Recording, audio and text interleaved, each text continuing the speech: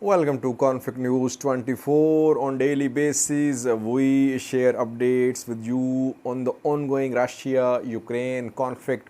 The conflict started on the 24th of February when Russian forces invaded Ukraine. Since then, Russian forces have been trying to take control of as much of Ukraine as possible.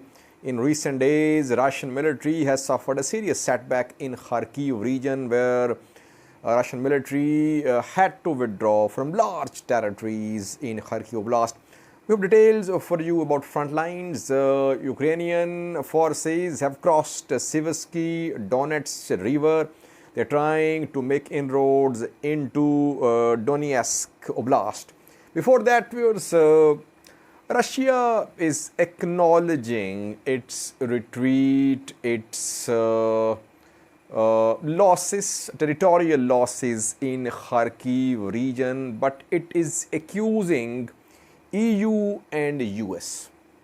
Russian state media today claimed that Ukrainian counteroffensive in Kharkiv was made possible because of intelligence and arms provided by EU and US to Ukrainian forces. It's not a surprise that British, US, and other agencies and governments are supplying Ukraine with weapons. NATO countries, EU countries are supplying weapons to Ukraine. It's not a secret. And of course, intelligence sharing is also there. US and EU countries are providing intelligence as well. But I think Russia needs to analyze its weakness, its wrong decisions in Kharkiv. I personally think that Ukrainian counteroffensive in southern Ukraine, in Kherson, was a decoy, I think. Main offensive was coming on Kharkiv, in Kharkiv Oblast. Before that, Ukraine announced to launch a military offensive in southern Ukraine.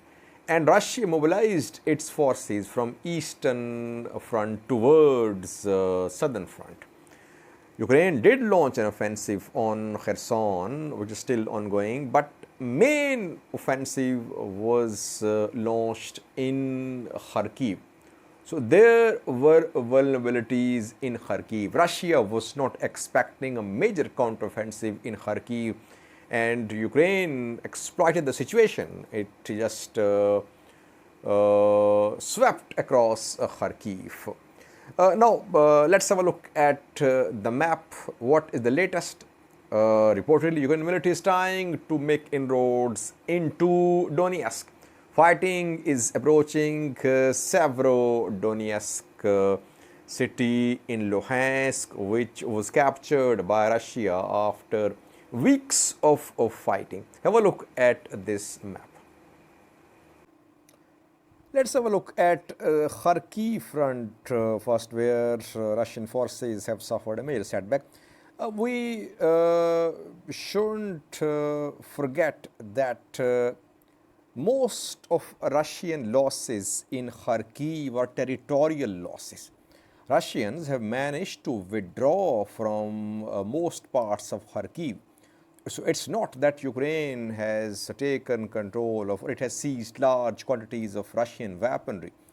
We have seen a few videos, but showing some Russian weapons, heavy weapons captured by Ukraine in Kharkiv Oblast. But mainly, we can conclude that main Russian losses are territorial losses. And yes, some Russian soldiers have been taken prisoner too, though Ukraine claims it has taken prisoner thousands, large number of Russian soldiers, but it has not shown large number of Russian POWs so far. Mainly territorial losses. So, where is front line in Kharkiv Oblast now? Most important question is this one.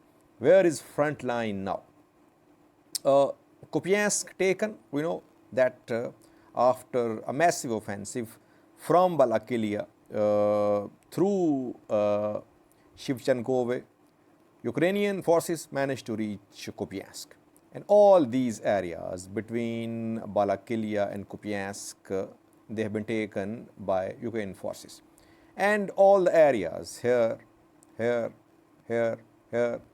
border areas as well, Ukraine-Russia border areas are also back under Ukrainian control.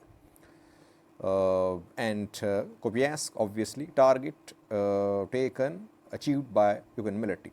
Now, front line here, we can conclude, is this river, Oskil River. Russians are trying to maintain their control to the right of Oskil River. This blue zigzag line is Oskil River here. This is a boundary, Kharkiv-Luhansk boundary. So it means that Russians are still in control of some territories in Kharkiv here, on Kharkiv-Luhansk border. And Russian plan is to hold their positions here, along Oskil River. Can they do it? That remains to be seen. But they have retreated from these border areas, from all these border areas, and to the north of Kharkiv city, to the east of Kharkiv city as well. And Izium lost as well by Russians. Now, Ukrainian forces on Izium front, they have advanced from Izium towards Donetsk, and they have entered Donetsk. You can see here this zigzag line which shows border, Donetsk Kharkiv border. So on Izium front, you can say that now fighting is ongoing in Donetsk, and here Ukrainian forces are advancing. We have two pictures for you which are from two settlements which are in Donetsk. Here you can see Izium and you can see the settlements here. This one, Bohorodychne, and second one is this one, Svitohirsk. Ukraine has taken control of these two settlements. It means that Ukrainian forces have entered from Kharkiv into Donetsk, and they have crossed this river as well. Sivsky Donetsk river has been crossed, and across this river, Ukrainian forces have been seen in Svitohirsk. So they are making territorial gains here. You can see two pictures. First one is from Bohorodychne. Second one is from Svitohirsk, where Ukrainian forces have crossed Sivsky Donetsk river. Lyman under Russian control, but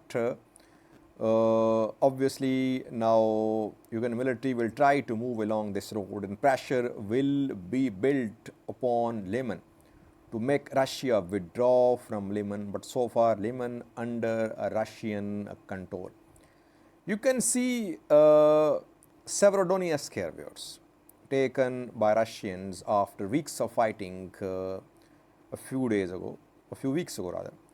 Severodonetsk and Lysychansk came under Russian control. Now, Ukrainian forces are trying to approach Severodonetsk. Reportedly, Bilohorivka has come under Ukrainian control, and fighting is ongoing close to Severodonetsk. Some claim that fighting was ongoing in Crimea, but we could not confirm. But now Ukrainian forces will try to move from Bilohorivka towards these places, Rubizne and Kremna as well, to cut off supplies towards Lyman. So Lyman will come under pressure from multiple directions in coming days.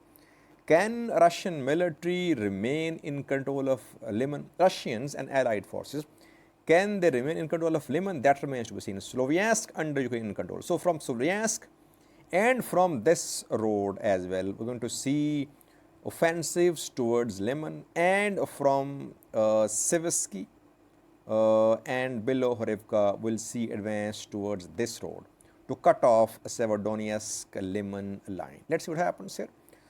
Secondly, southern front, viewers, Kherson front, where today Ukrainian military claimed that its forces have taken control of 5 settlements on Kherson front. These 5 settlements are firstly, you can see here, Vysykopelia, this one, here you can see Vysykopelia. It was visually confirmed that Ukrainian forces had taken control of Vysykopelia. Secondly, you can see this place with a difficult name, Novovoznesensk. It has come under Ukrainian control as well. Thirdly, you can see this one, Myrolyubivka. These 3 settlements have been retaken by Ukrainian military in their offensive on southern front. And secondly, they are claiming to have taken control of 2 places to the west of Davidibird.